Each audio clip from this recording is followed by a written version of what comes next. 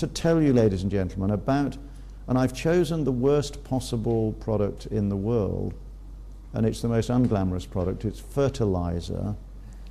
The ingredients are P, N, and K. It stinks. You put it in a bag, and when you've sold it, you rip it open and chuck it away, you know, on the floor. And this goes back a few years now, but I was engaged by the International Fertilizer Association. Yes, I lead a very glamorous life, ladies and gentlemen. The International Fertilizer Association.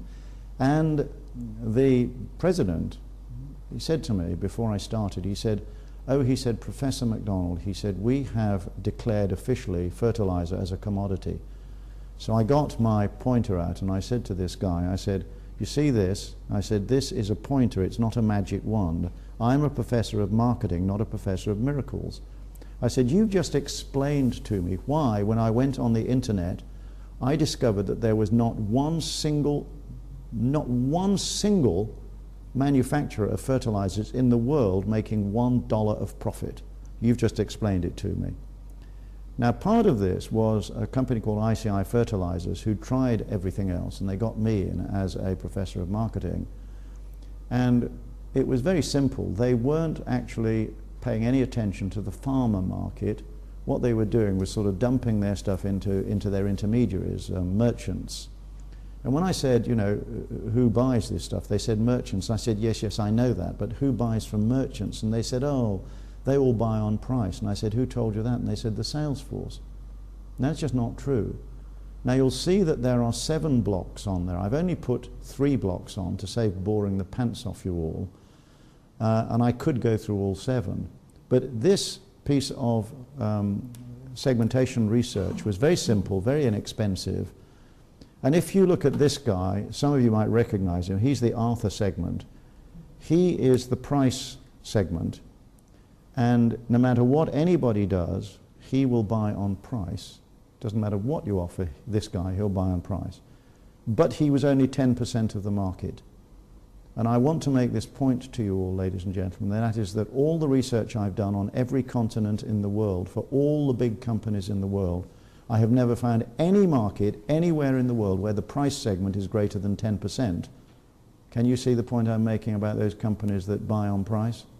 Why are they doing it? Because they don't understand segmentation. Very simple.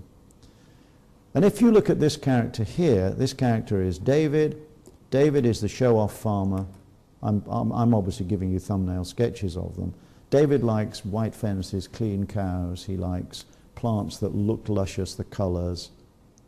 This one is Oliver. Oliver's a different character. He's the technical farmer. He's driving around his farm on his tractor with an aerial attached to a satellite, and he's actually analyzing the soil in his fields, and he's mixing the P, N, and K to get the maximum yield. He thinks he's Einstein, this guy. Now you just imagine, you either send a direct mail shot or on your website, or a representative goes around, or whatever.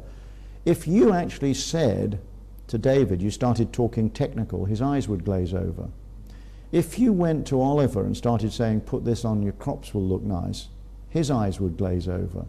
But guess what the whole industry all over the world was doing? Price, price, price, price, price, price, price. Nobody bothered about the feelings of these people. And when ICI changed their research and development totally, it only took them 6 months before they became the most profitable, the only profitable fertilizer company in the world, and they became the most profitable subsidiary of ICI again. Simple, simple, elementary market segmentation. Now, the company that bought ICI Fertilizers, a Finnish company, I had a guy at Cranfield not so long ago, and he told me they repeated the survey again across Western Europe, and the segments are exactly the same. Segments do not change, ladies and gentlemen.